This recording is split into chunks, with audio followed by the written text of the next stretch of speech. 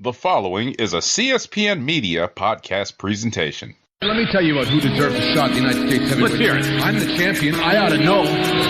You know, I've been sizing up guys since I came to WCW. And I think the one guy that stands out the most, the guy that I think has earned a title shot, El Dandy, I think you're a heck of a wrestler. You're a great technician in the ring, and you're a jam-up guy. I don't see any reason. Wait a minute. El Dandy has been wrestling in the cruiserweight division here. Please. He's a great wrestler. He's a great wrestler, but my goodness sakes, at 50 pounds. Who are you to doubt El Dandy? Because this guy's a serious professional. Well, let's talk about some serious How about hypnosis? Let's get thrown. Psychosis? Whatever. He's a great wrestler, you know. Hello, and welcome to episode 241 of the WrassleCast.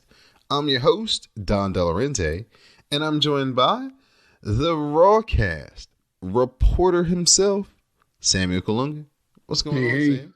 What's going on? Just read that Muhammad Hassan actually came back to wrestling last year. Oh, really?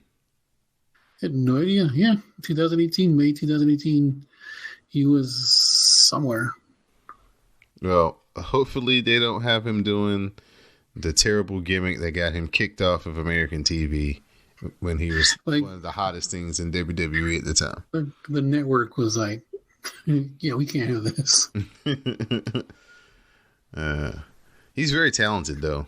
Too bad he couldn't. Yeah, I used to see him in OVW when he was like, I don't know if he was going under his real name or what. But yeah, I saw him. No, I think was he Magnet? I don't know what the heck he was using. He was using a name, but yeah, I used to watch OVW a lot back before he debuted on WWE TV, and the guy was really good. The WrassleCast is a part of the CSPN, and you can find the CSPN on the web at www.cspn.us. You can also download and subscribe to the WrassleCast through iTunes, Google Play, SoundCloud, Stitcher Radio, Spotify, YouTube, TuneIn Radio, and any other podcasting platform or app. Just search WrassleCast. All right, Sam, you can take us away to Monday Night Raw live from San Jose. More like live from Hulu. Now I'm gonna give you this Hulu review here, with the caveat that you must chime in whenever I miss something pertinent. And by pertinent, I don't mean like Alicia Fox walking backstage. Unfortunately, we haven't seen Foxy lately, but I'll make sure I'll try to keep the. You know what I mean? Out. Like so and so arrived. I do have to say one thing though. This Hulu version is like a lot tighter and a lot more concise, and this was actually a good show because I watched the Hulu version. If I watched a 3-hour version, I don't know if I would be saying the same thing. Exactly. But like this, I was really impressed. I was like, wow. Look what they do when they trim away all the bullshit. You probably got about 90% of the bullshit out of it, and then about 10% in the show. Yeah, I mean there was still a lot of horse shit in here, but it was okay. I mean, I didn't hate it too much. So we start out with Seth Rollins comes down to cut a boring 20-minute promo. Apparently, he brought that chair with him all the way from Saudi Arabia. He talks about leaving Brock Lesnar laid out. Baron Corbin comes down and begins to speak, and the crowd boos him. And the two talk smack. He's got heat. Corbin says he did not get defeated by Seth at the show. It was John Cone who cost him the match, and not the former baseball player, the referee, John Cone. Mm-hmm. John Cone has been severely punished, which is kind of odd because he was on the show again. So I don't know what kind of punishment he received. We get to see that we also get to see that match again at Stomping Grounds.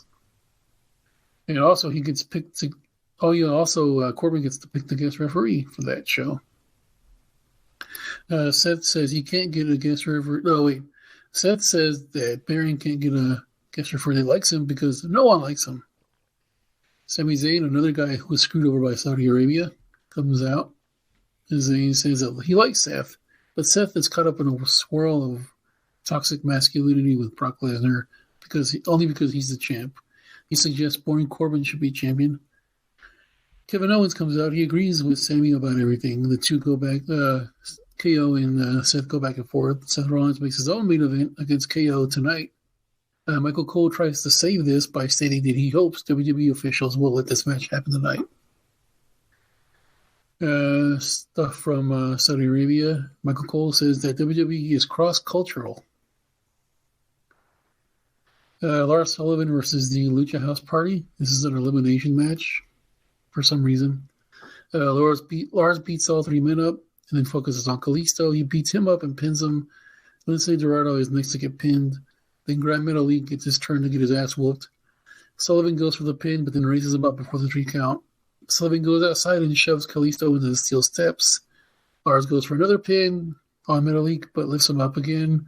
He goes to beat up Lince Dorado, then gives a flying headbutt to Grand Metalik and finally pins him.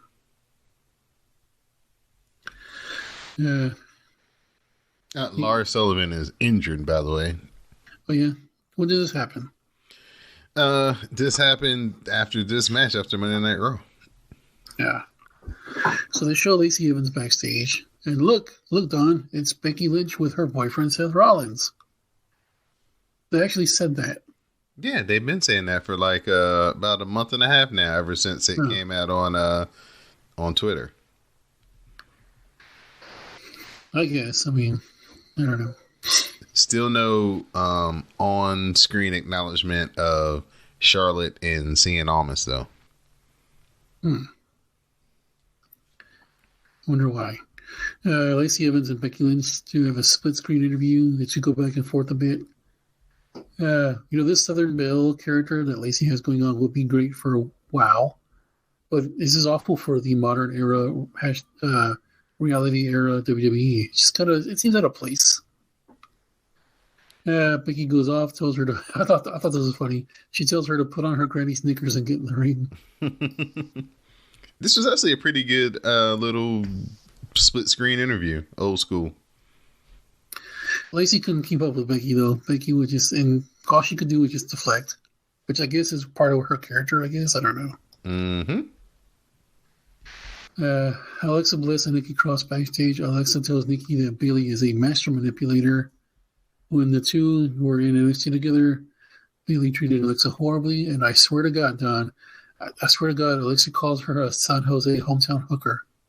But apparently she said hugger.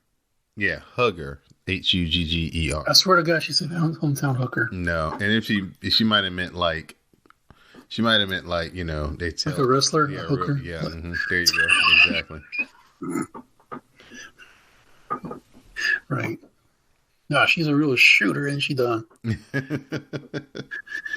The two hug and whatnot, and what did Alexa do to Nikki to get her to not want to be her friend or whatever? She's trying to win her back. What happened here? No, she was just nice to Nikki, and Nikki, she's doing that thing where she's gonna eventually turn on her, but she's getting her on her side, so she's telling her all the things she needs to tell her and stuff. It'd be great if, like, the whole time that Alexa thought she was playing Nikki, Nikki was actually playing her. That's kind of what I want to happen, but don't think that's gonna happen. But yeah, that would be a good twist. Because Nikki's like, she's a crazy person. Like, why is she behaving normally? She's not behaving normally. She's still kind of off her rocker a little bit, but it's just Alexa Bliss is trying to get somebody to back her up. Alexa needs some backup always. Right. Let's see. Dasha interviews Baron Corbin. She asks who is going to be the special guest referee. He says someone who's good at her job, so she's out. Let's see here. Sami Zayn arrives and needs to have a parlay with Corbin. Corbin sends Dasha away, and we go to commercial. Becky Lynch and Bayley versus Alexa Bliss and Lacey Evans. So is there anything been cut out? You miss Miz TV if Samoa Joe comes out. Yeah, they Joe gets he's talking with Miz, and then like everybody comes out. Cesaro comes out, Braun comes out, Ricochet comes out, and they're all talking about they want the U.S. title. And when Cesaro comes out, he attacks Ricochet, and they all start brawling. So that leads to this 6-man match between Ricochet, The Miz, and Braun versus Bobby Lashley, Samoa Joe, and Cesaro. Lashley takes out Braun, and Cesaro uppercuts The Miz for a 2 count.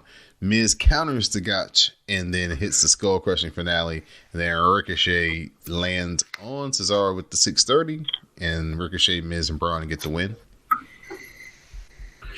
Nice. I was watching Dominion, and your boy Tai Chi. He usually gives off a lot of Miz vibes, where he's like just a not very aggressive worker. But at Dominion, he actually showed out. I was actually impressed. Oh, Taichi's been stepping his shit up for the last maybe 3 months or so, man. He's been killing it. At first I thought that was his character. He's just a lazy fuck. Oh, no. It's just that it just depends on who he's wrestling. When he wrestles like Ishii and some of these guys like that, yeah, man, he turns. Because that match he had to get that whole thing with Naito, that wasn't very great. That wasn't very.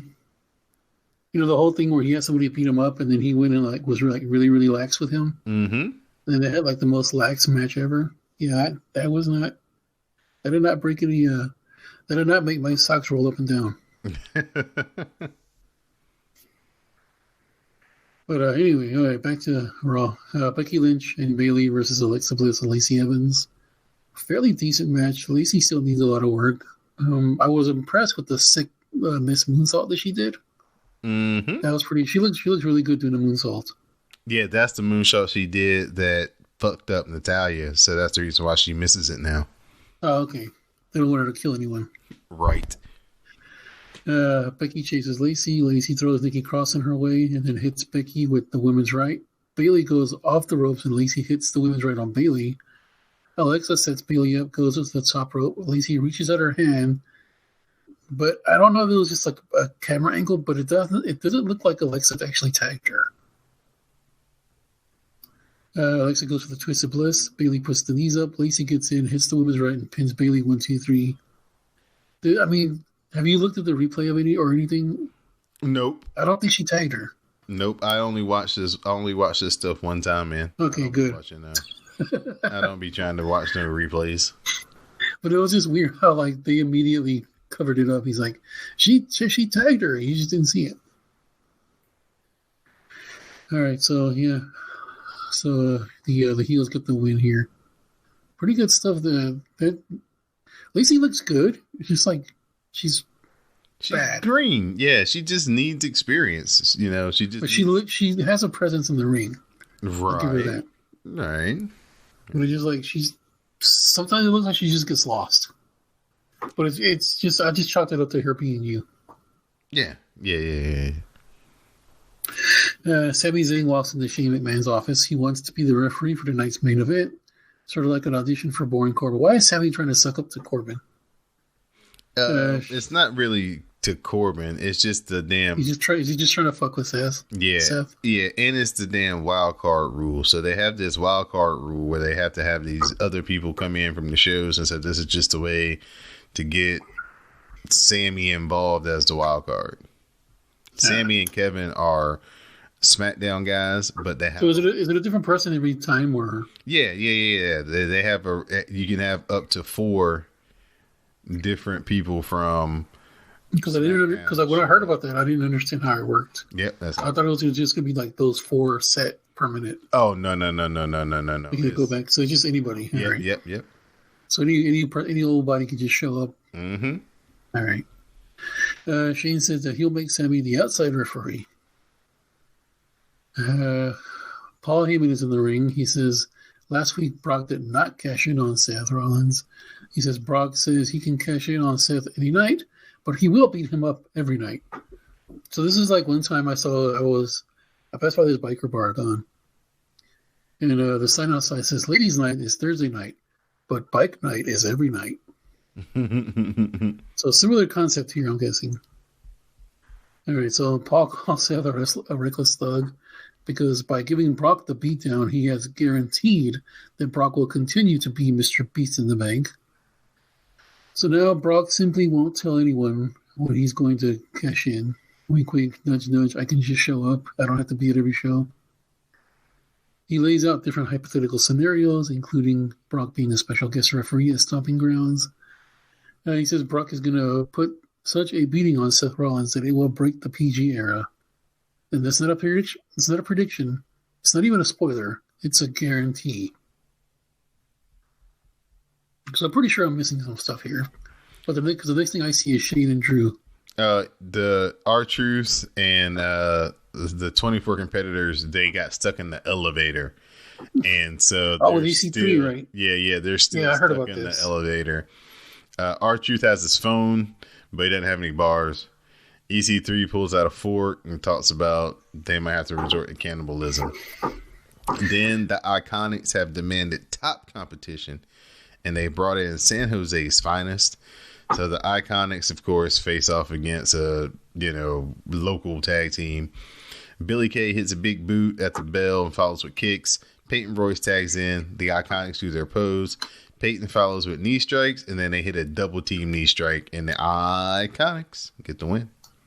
Stop that. So he's what's his name?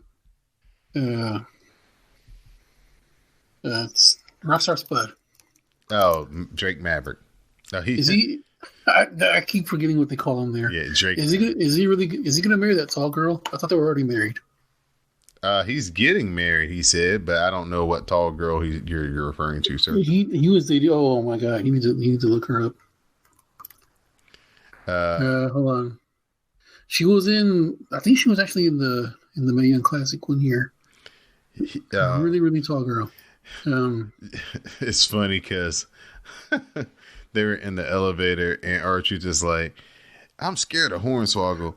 And he's like, I'm not Hornswoggle. Oh, yeah.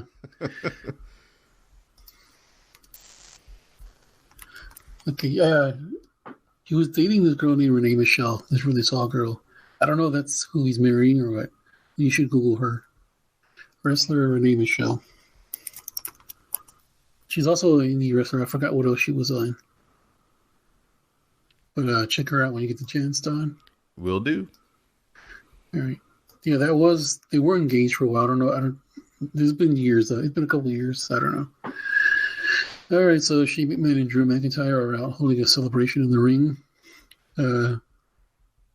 Shane talks about beating Roman Reigns. Drew calls Roman the measuring stick in WWE. When he loses, it turns heads. Drew says that he's not only going to beat Roman Reigns at Stomping Grounds, he's going to humiliate him. So I guess we're having this match again? No, Drew and Roman are going to wrestle at Stomping Ground. No, they've had that match. When? Didn't they wrestle at WrestleMania? Yeah, this will be the rematch of the WrestleMania match. Remember, I was fighting frostbite, so I don't remember too much. So Shane goes to pop some champagne. He pours a bottle into his Best in the World cup. The best Renee can say is, ew, dirty. They call out the Revival.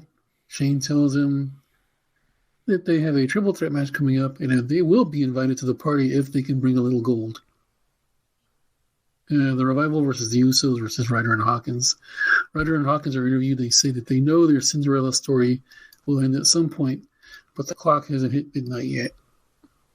So the Usos are just killing everyone in this match. They put in all that work.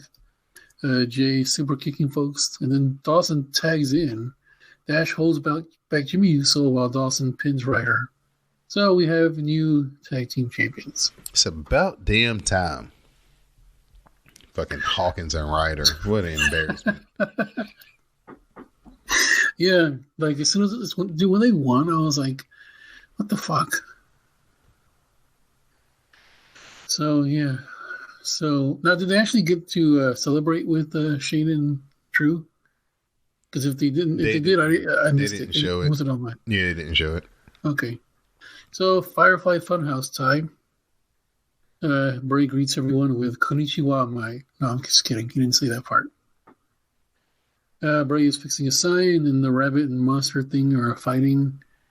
Bray threatens to sick the fiend on them. Bray thinks about it, does some morphing, and then gives the rabbit the floor. Rabbit says, "It's not cool to eat your friends, no matter how hungry you are." He says he's about to expose how things really are at the fun house. Bray picks him up and wearing a clown nose. He's kind of sort of painted like the way Jericho does now. I don't know if you noticed that or not. What do you mean playing what? By the way Jericho does? The way Jericho paints his face now.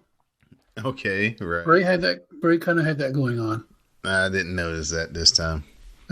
These so things creep me out, so I don't really be really into. They don't creep me out. They're just fucking weird.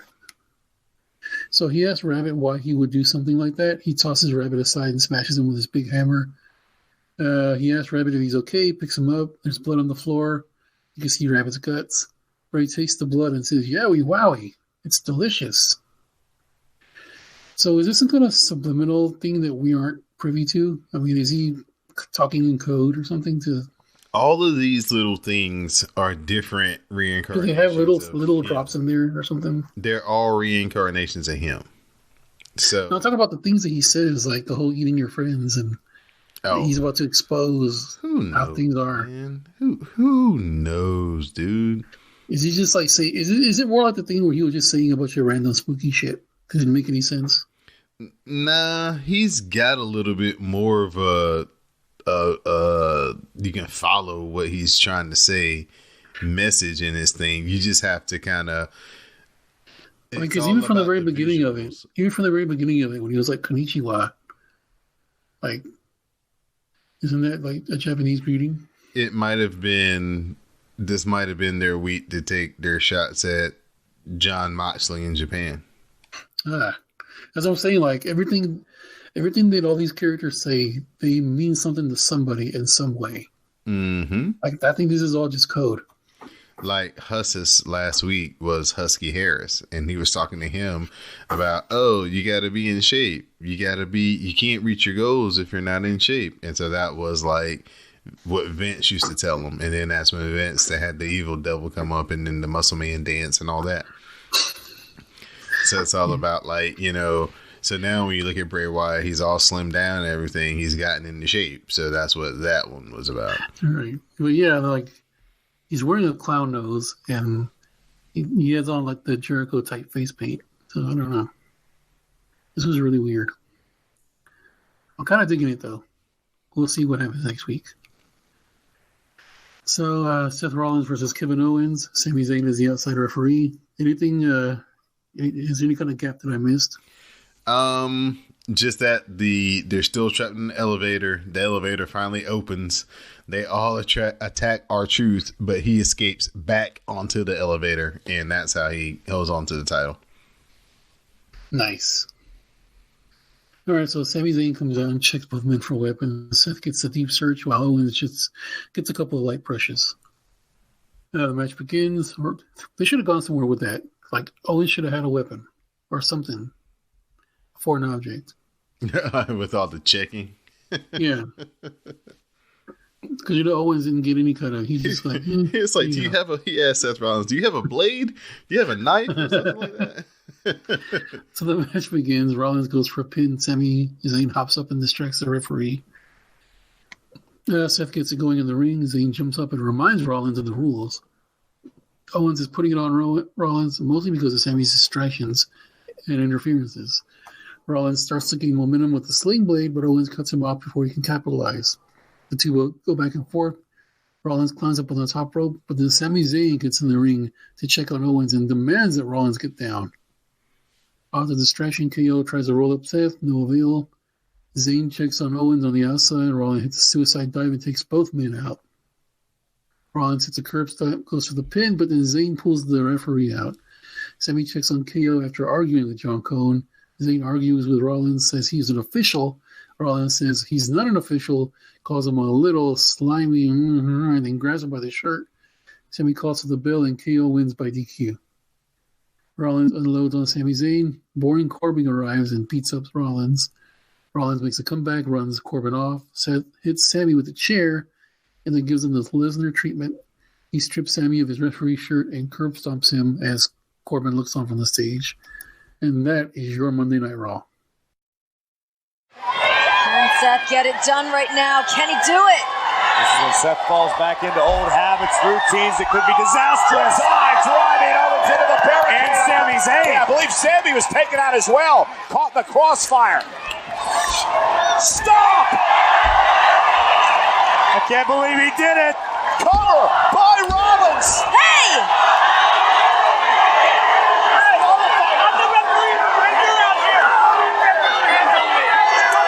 Rollins had KO beat. Are you kidding me?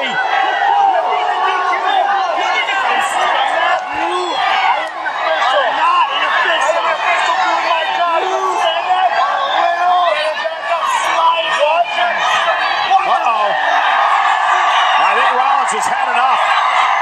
And Sami Zayn going to call for the bell in the disqualification.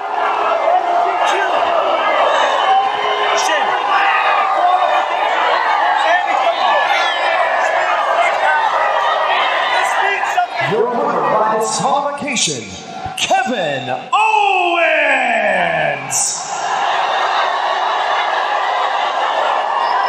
Yeah, Kevin Owens can celebrate all he wants, but he's going to give that victory to his buddy Sami Zayn. Oh, and a right hand by Rollins. And now Rollins unloading on Sami Zayn. This is going to cost Rollins big bucks. I don't think he cares. Baron Corbin, Rollins' opponent in Stomping Grounds, is out here to take out the champion. And Baron Corbin with a steel chair. Rollins able to counter. That could have been disastrous. And we know what Rollins can do with a chair. We saw that Friday. Sami Zayn. Sami's going to get a taste. Wrong place, wrong time. Baron Corbin looking on to what his fate could be at Stomping Grounds.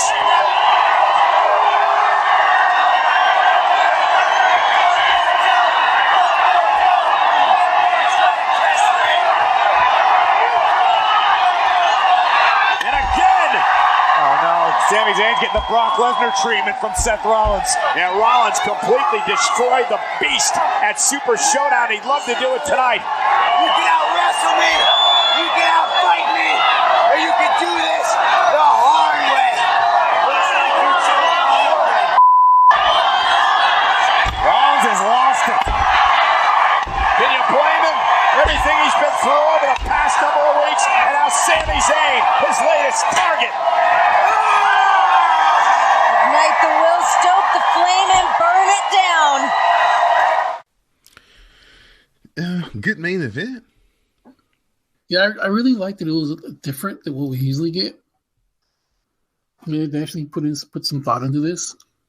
And Sami took a hell of an ass beating. Right. But yeah, like if I'm judging just by the Hulu version, this was really good. Like I said, like once when they strip away all the crap, it's a good show. Look how much stripping away of the crap they had to do, though. I know they took a lot of stuff out, right? So, yeah, I don't know. It wasn't that good live. Like if they did this, and the crap and the stuff that they would have put on, they just put it like on like, you know. Well, I'm just saying if SmackDown wasn't a thing and all we had was Raw and it was 3 hours, they could just chop it up in half and just put the rest on SmackDown, or like the stories that they were going to do and stuff. Instead, we treated 3 hours of bullshit, and then another 2-hour show on Thursday. Well, it's just the way it goes, and in October, it's all going to change because Fox is going to want the big guns and the big production and all that stuff. So it's going to do a whole 180. Yeah, SmackDown is not going to be SmackDown when that happens, because they're going to have like a. See, the thing is, like, why it's so different is because it doesn't have the spotlight on them. When it moves to Fox, you know, everything's going to come. They're going to have to But it's kind of like when I say, like, if they actually put NXT on as on the main on the actual television and stuff, it would be a lot different than what you get on the WWE network. That's why I hope they never touch it. They were talking about maybe it coming to like FS1 or something. Oh yeah, I heard about that.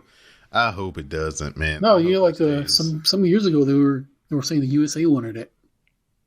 Well, in theory, if that was the third hour, like if Raw was 2 hours and then that third hour was NXT, I'll go for that. If they could keep NXT in the current form, tape it at Full Sail and still do it the way they do it. I mean, like I said, I mean, if there was if NXT had that spotlight on them, it would be a completely different show.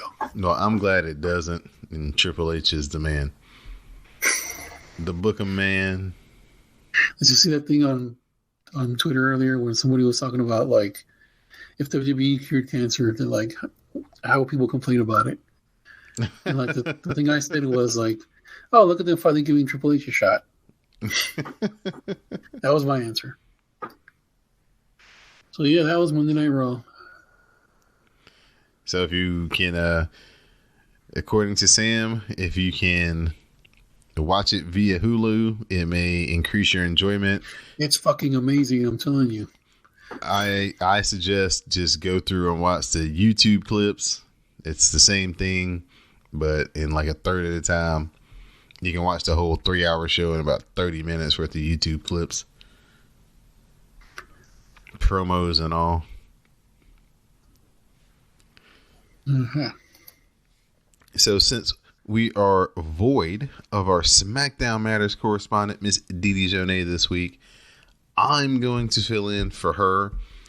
And we start off SmackDown with Miz TV. Do we have that on Raw already? Yeah, they basically gave you a whole bunch of the Miz right here in this first half of SmackDown.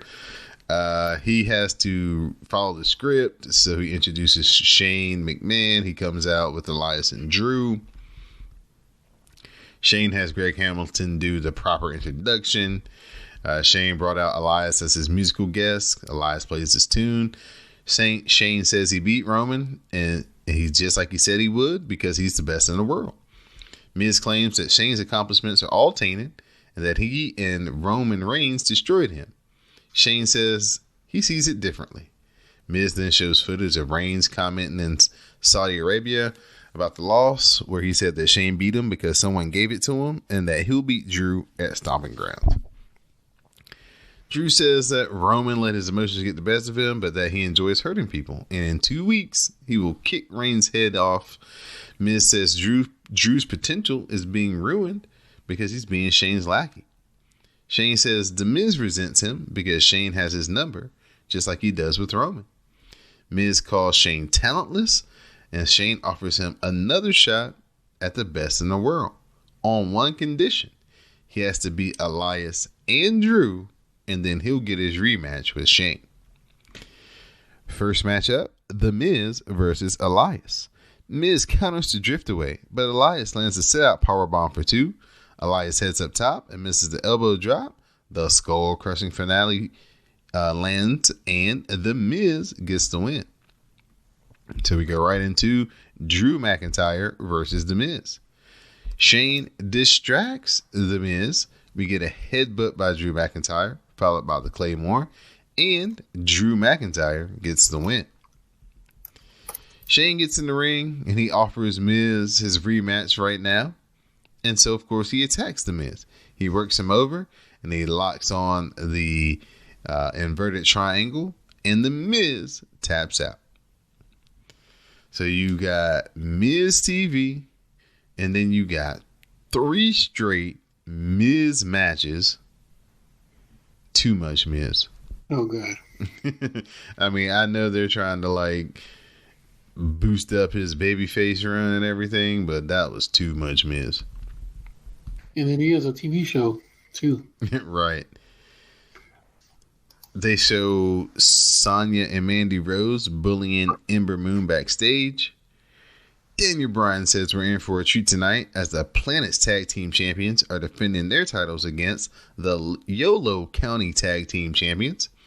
Heavy Machinery arrives and says that the champions are ducking them.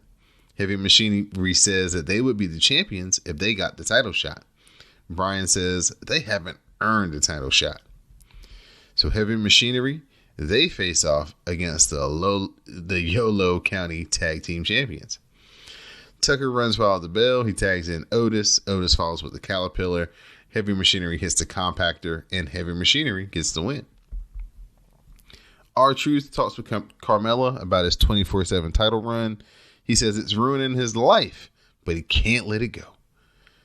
R-Truth hides, but it ends up being a locked cargo box.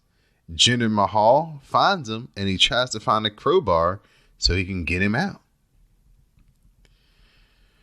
Carmella versus Sonya Deville. Carmella gets the code of silence, but Mandy puts Sonya's foot on the ropes. Carmella dumps Sonya and follows with a suicide dive.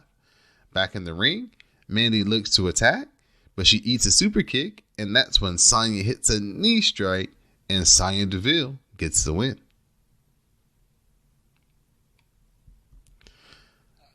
Alexa Bliss, she's drinking coffee, and she meets with Nikki Cross.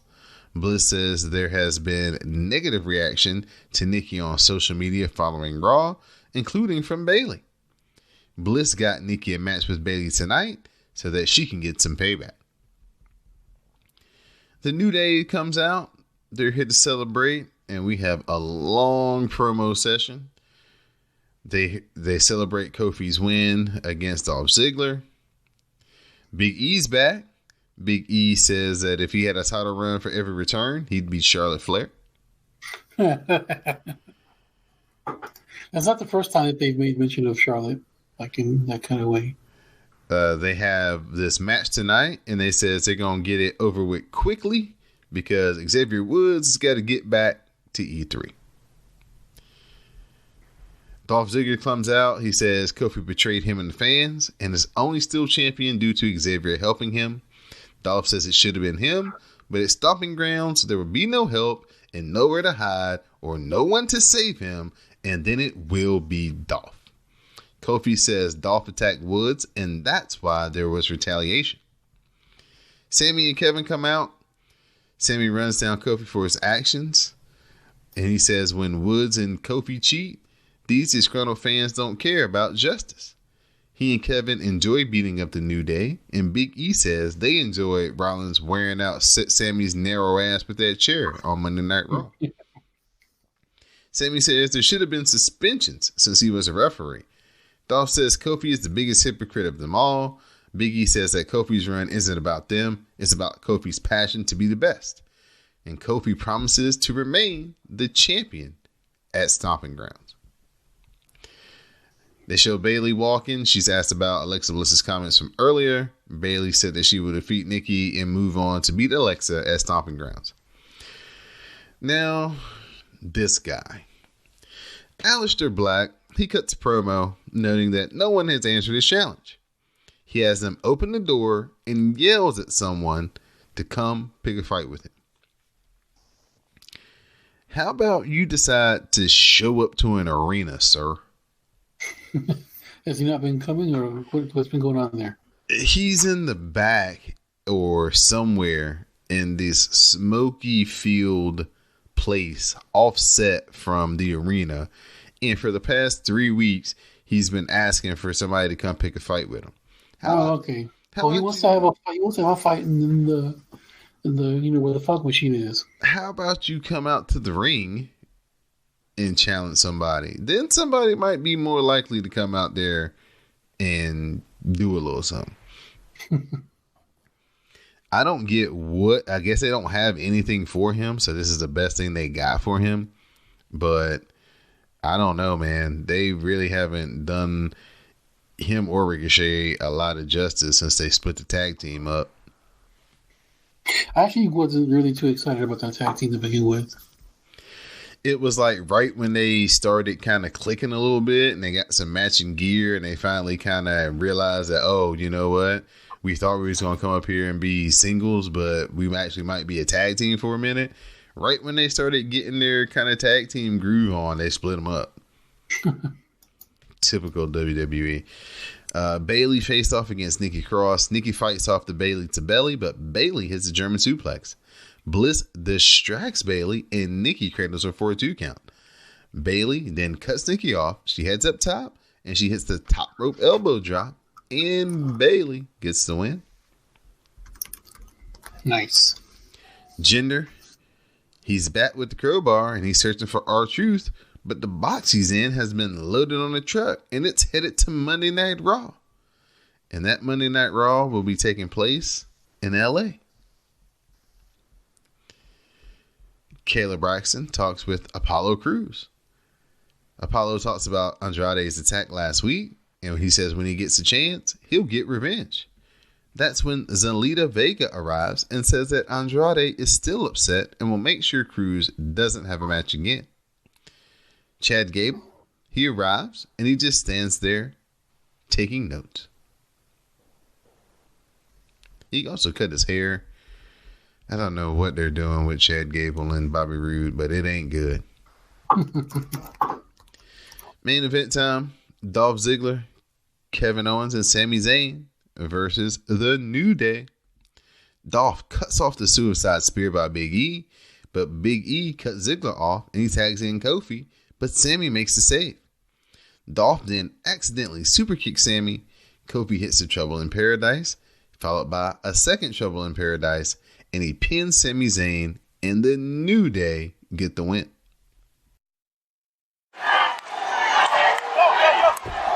Here we go! Survival for the New Day. Oh! Survival for the WWE Champion before his steel cage title match at Stomping Grounds. But now it's Xavier Woods unloading on the wild card Sami Zayn. Now Sami Zayn wildly swinging here at Xavier Woods. Boom! Oh, big forearm smash from Woods. Zayn is out. And I think Woods is about to take to the air. Takes out Ziggler and Zayn. Kevin Owens, a man that Xavier Woods and Kofi Kingston, they trusted at one point when they were vulnerable. Oh, big power slam. Oh, wait a minute. Moonsault. Oh, Woods got him. He got him. Wait, Owens still got him, but nearly put him away. I don't know how Woods kicked out of that one. This speaks to the quickness of Kevin Owens and the beating that Woods has taken. Attempting to escape, but just not quick enough. And KO back on the attack. Well, now Owens. Oh, call with a DDT by Woods. Does Woods have enough left to make the tag? Woods has a clear path. Two anxious partners on the outside. Here comes Ziggler. Oh, and Xavier is tagged in Big E. Oh my gosh. Big E's been dying for this opportunity. Back in action for the first time in a few weeks. Big E unleashing all his fury on Dolph Ziggler. Big E first arrived in WWE at the side of Dolph Ziggler. It's all come full circle. Now he's crushing Ziggler, middle of the ring.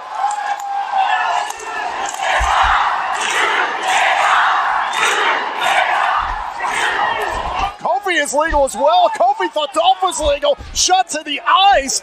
Oh, and a super kick to Zayn. Kofi out of the way just in time. Super kick to Woods. Trouble in Paradise. And now Kofi with his eyes set on Sami Zayn. Another one. This time to Zayn. Cover. New Day wins. Here are your winners, the New Day. Big E said it earlier tonight. Kofi Kingston is willing to walk through fire to prove that he's the best at what he does. The WWE Champion rolling towards his next defense against Dolph Ziggler at Stomping Grounds. And this was how SmackDown ended for this week. So what rating would you give this one? SmackDown was probably about a 6 out of 10. It's just over a midway show. They don't have any. They're like I said last week, with the wild card and people going in and out, they're kind of missing something. Like, you know, they don't have AJ anymore. They don't have Samoa Joe anymore. So they're kind of trying to find their way with Dolph and Kevin Owens and Sami Zayn as the top, you know, heel guys and stuff. So they're still trying to find their groove, I think. I see. Before we talk about NXT, just want to let everybody know that they can support the WrassleCast by going to cspn.us, clicking on Keep Our Podcast Free at the top of the page. Support our sponsors, Amazon, Blue Apron, Busted Tees, Audible. Do some shopping with any of our sponsors. Some of your purchase comes back to the CSPN to help keep the WrassleCast free each and every week. So please keep our podcast free by going to cspn.us and shopping with our sponsors. NXT time, we start off with Candice LeRae and Io Shirai versus Marina Shafir and Jessamyn Duke. Io Shirai does the Baszler arm stomp to Jessamyn Duke, and then she hits the double knees and the moonsault to the floor, and that takes out Shayna Baszler. Candice LeRae follows with the suicide dive. Baszler is then tossed to the steps, and the bell rings as Io Shirai kicks Baszler's ass in the crowd. Candice LeRae, she's fighting off Jessamyn Duke and Marina Shafir, and then they are finally separated, so this is a no contest. Have the other two horsewomen improved any since? No, this was their first match in a long time, and not really. Jessamyn Duke looks really good. She looks like she's improved a lot, but Marina Shafir still got a lot of work to do. They have a lot of work to do on their ring entrance and stuff. They didn't get no pop, and what they do in the ring is kind of lackluster. So, yeah, they got a lot of work to do. The Velveteen Dream, he cuts a promo just about his overall greatness.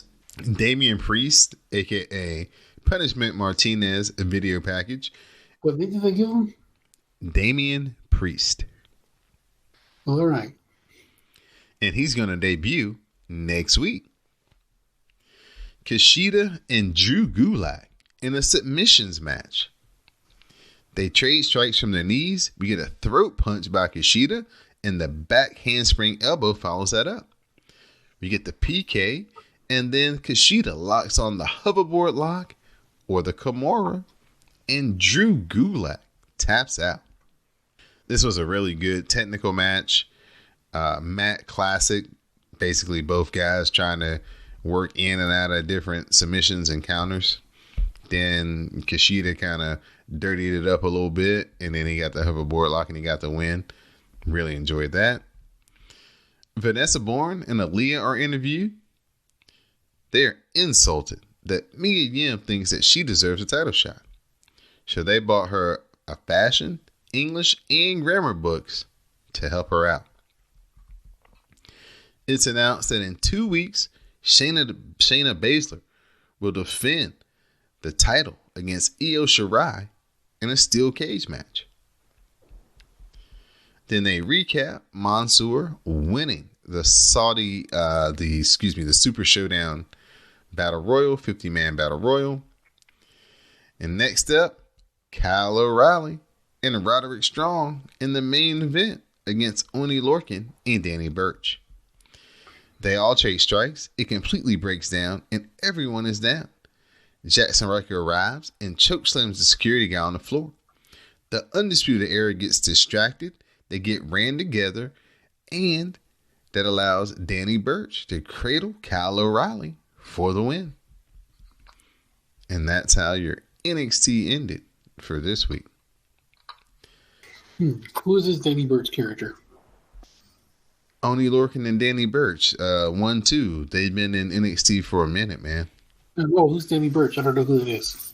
He's a British guy. Yeah, he's like a older British guy, shooter guy, bald head. Good, man. Team 1-2, they're the shit. If you're looking for our recap of the Super Showdown. You can find that over on our Patreon page. It's a part of this week's Dark Match. So subscribe to the Dark Match through Patreon at patreon.com/CSPN Media. Now, Sam, you wanted to touch on some things from Dominion before we wanted to get. We kind of talked about it in the Dark Match a little bit. Okay, all right. So yeah, I mean, it's a good show. I enjoyed it. Yeah, it was really good. Check out Cast of Strong Style. We've got the review up. Me and Anwar Starwin, we share our commentary with color on the events that took place this past Sunday in Dominion. Kind of odd that Yoshihashi would get the pin over Zack Sabre Jr. They're setting up a British heavyweight title match between Yoshihashi and. I know. It was just like, what, really? Yeah. Well, yeah, they got to have matches, man. They got to create matches a little bit. And plus, they're trying to get Yoshihashi over for the 27th time. Well, good luck with that. Let's see. What other? He did the same thing Titus did, but unlike Titus, he hit the ring and broke his face. Yeah, like New Japan actually had some decorum and took it out of the actual video. Oh, it's not in the replay. No, it's not. They straight took it out. It doesn't exist anymore. Unlike WWE, which can't, they can't help but show that shit over and over. Yeah, but yeah, the Yoshihashi had to miss like 4 months because he had. He came back at the New Year's Dash, didn't he? Yep. Had to get his face redone. Jeez, he's still walking around with that Gandalf stick. Yeah, he is. But no, I enjoyed the show. The main event was pretty good. Man, Jericho, that man knows how to draw heat. Don't he? And that post-match promo. And they set up. Tanahashi, I got something for you too. And they set up a great match between him and Tanahashi in the future. So he's like, Okada, enjoy that title. Yeah. He's like, I'm still the greatest in the world, even in this bullshit country. I was like, man, that guy is so great. Yeah, man. What'd you think about Double or Nothing? Did we talk about that? Did you get a chance to get your thoughts on it? Since I had to watch bootleg, I didn't get to watch everything. Right. The Cody and Dustin match was really, really good. Mm-hmm. And a lot of the other stuff was either hit or miss, to be honest. I was like, some of it was just like I didn't really get to the Young Bucks and Lucha Brothers didn't do much for me. Really? Yeah. I thought that match was really good. You have to remember how I was watching it. I couldn't actually pay attention for too long. Right. Did you you got to get it you got to get an unfiltered edition of it where you can really take it in. Cuz that match is really good.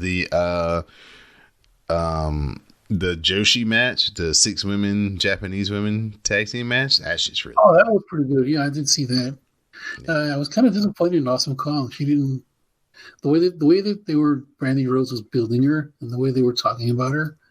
I just thought she was going to go in there and clean house. No, she spent most of the match on the floor. I know she's not the same Kong anymore. She got hurt, and after she got hurt, it just doesn't seem like it ever worked out for her again. And I think it just might have been an introduction to get her just into the promotion. So they just might have just, get it for the pop, do what you can. And then we'll, once we get our TV going, we'll, you give you enough time to get in shape and we'll do what we need to do. It's just odd. I don't know. It's just a really, really odd match. Anything else? You've been watching any MLW? I'm watching nothing. I barely had time to watch the Hulu version of the Raw. But no, I mean, I want to get back into stuff. But yeah, I watched the New Japan. But no, there's a lot of stuff I need to watch. But I'll get back into it soon. All Just, right. had to deal with a few issues here, but yeah. That's life, man. Plus, you're not missing much if you duck out on Raw and SmackDown right now, to be honest. The other wrestling around the world is far more entertaining. Oh, yeah, definitely. Like, I still haven't even seen Phantasmo wrestle in New Japan. Oh, really? Like I've seen his matches in Rev Pro or whatever. Yeah, Robbie Eagles and Will Ospreay are going to have a match in Melbourne in a couple of weeks, maybe a month. And then after that, it's going to be lining up for Phantasmo against Ospreay for the title, probably. Well, isn't there a title match coming up that they're going to have somewhere? That's Robbie Eagles and Will Ospreay in Melbourne. Yeah, I know. I'd heard something about that. Yeah. Yeah. What do you recommend that I check out? Some MLW? Yeah, check out some MLW. Check out. I have to go all the way back to the stuff. There's like 8 weeks worth of TV that I missed. No. Just the show. Yeah. I actually want to watch. If you go back, start at the special show that Selena De La Renta produced. If you start at that one and come forward, that's pretty good because they have like an open weight championship tournament that starts in that time frame. So yeah, there's a lot of good stuff. Yeah, because like the show that I was at, I really want to watch that on TV. Yeah. That's episode. I think that's episode like 49, 50, 51. Those are all the 3 episodes that were taped over WrestleMania weekend. So Selena De La Renta used to wrestle. Yeah, she did. And, she got hurt. I'm glad. Oh, is that what it is? I thought it was just because she sucked really, really badly. No. She got hurt. She was like Lacey Evans level horrible. But she's such a good talker, though. Yeah, and that's what saved her. That's, you know what I mean? Like, no, she was going under a different name. She wasn't going under Selena De La Renta. Mm-hmm. But yeah, no, she was just really, really bad. I was like, I feel bad for this poor girl.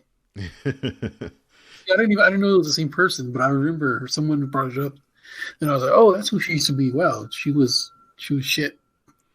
Well, she's definitely landed on her feet in MLW. She is the #1 heel manager on the show, and she gets a lot of TV time, and she gets to talk a lot. Right. I mean, like it's not just that she's a good talker, but damn it, look at her. I mean, that's the obvious. I was trying to emphasize that she has more skills than just that. Okay. Right. So at this point, Sam, give the people your shout outs and thank yous for this week on the WrassleCast. Shout out to Don and Dee, of course. Shout out to Greg. Is he still how's he holding up? We talked to him a couple of weeks ago. He was on the show. He was doing okay. He was, getting into the groove there. So, every day and every week he learns a little bit more, becomes a little bit more comfortable, we guess. Nice. So yeah, shout out to Nikki, of course. And I think that's about it. I haven't even been on Twitter. Like, I mean, I've come in and out, but nothing really spectacular or anything. So I think that's going to be it on my end. All right. I'd like to thank Sam for being able to join me this week on this edition of the WrassleCast. I'd like to thank my SmackDown Matters correspondent, Miss Didi Jonet. I'd like to thank Greg as well, and everybody who listens to CSPN, Cast a Strong Style, and the WrassleCast. Program note, next week it will be the Ladies' Night edition of the WrassleCast, hosted by J to the Max and Miss Didi Jonet, and we'll find someone else to join them, so the shenanigans will ensue. Like I said, please support the CSPN, support the WrassleCast, CSPN.us. Click on the Keep Our Podcast Free banner at the top of the page. Go on to our Patreon page, subscribe to the Dark Match, patreon.com/CSPN Media. And also, you can buy some WrassleCast merch at our Teespring store, teespring.com/stores/CSPN. So there's a bunch of ways you can support the WrassleCast and CSPN. Please do that. We cannot do this each and every week without your support. So for my Rawcast reporter, Samuel Kalunga, I'm your host, Don Delarente, and this has been episode 241 of the WrassleCast. Please stay tuned for the parting promo. Ladies and gentlemen, my name is Paul Heyman. And I'm disturbed by the level of animosity and hostility between my client, Brock Lesnar, and your Universal Heavyweight Champion, Seth Rollins. Last week, right here on Raw, admittedly against my wishes, admittedly against his own better judgment, my client, Brock Lesnar, did not cash in the Money in the Bank contract. Instead, Brock Lesnar took the position that he can take the title from Seth Rollins on any day, but he will deliver beatings to Seth Rollins on every day. And my client, Brock Lesnar, with lust for Seth Rollins' suffering, put a beat down on Seth Rollins that Seth Rollins delivered to Brock Lesnar 72 hours ago at Super Showdown, when your champion stood here in this ring just about an hour or so ago and admitted that with a steel chair in his hand, he put a beating on Brock Lesnar with that chair over and over and over and over and over and over and over and over again. And that's the champion that you cheer for? Seth Rollins is not a worthy Universal Champion. Seth Rollins is a feckless thug, and a stupid feckless thug at that, because by giving Brock Lesnar that beating, Seth Rollins has now guaranteed that Brock Lesnar continues to be Mr. Money in the Bank 2019. Now, before, my client Brock Lesnar and I were willing to tell you and Seth Rollins when we were cashing in Money in the Bank, no longer, no more Mr. Nice Jew, no more Mr. Nice Beast. Now, we're not going to tell you when we're cashing in the Money in the Bank contract. So I'm not insinuating that Brock Lesnar is here in San Jose, California tonight. But I'm not insinuating that he's not either. I'm not insinuating that Brock Lesnar will show up when Seth Rollins is in Winnipeg, or when Seth Rollins is in Anaheim, or when Seth Rollins is in San Diego. But I'm not insinuating that he won't. I'm not insinuating that Brock Lesnar will be the special guest referee when Seth Rollins tries to defend the title against Baron Corbin at Stomping Grounds. But I'm not insinuating that he won't be either. I won't insinuate that my client Brock Lesnar will wait till Seth Rollins is at his most vulnerable. We'll put a beating down on Seth Rollins at that moment that violates the PG era of WWE. And I'm not going to insinuate that after that beating, then Brock Lesnar will take the Universal title away from Seth Rollins. Because, ladies and gentlemen, that's not an insinuation. It's not even a prediction. It's not even a spoiler. It's a threat. It's a promise. It's a guarantee. A guarantee from my client, the multi-time and future reigning, defending, undisputed, Universal Heavyweight Champion, the Beast Slayer, Brock Lesnar.